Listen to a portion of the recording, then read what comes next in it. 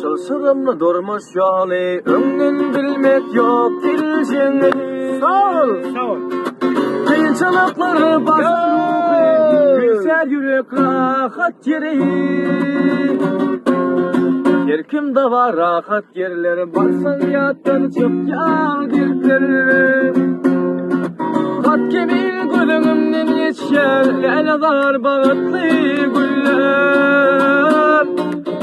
Ama derya kenarı yandan yar kuşların sesi, önlüksü tolkunun deniz fark et yer kaygılı kabi.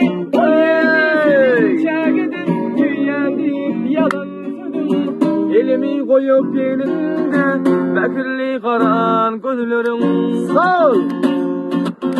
Beylim eket yer yine de kayıklan çaypan yan yerine.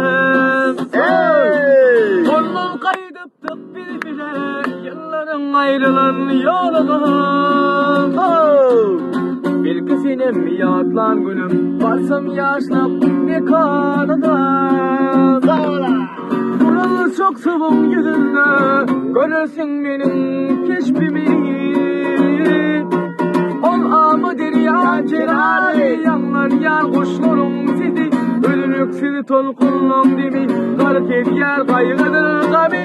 Ol yerde senin çişede, seyyadip yalan sözün, elimi koyup elinde bekirli karan gözlerin. Sağ ol. Bekirli karan gözlerin.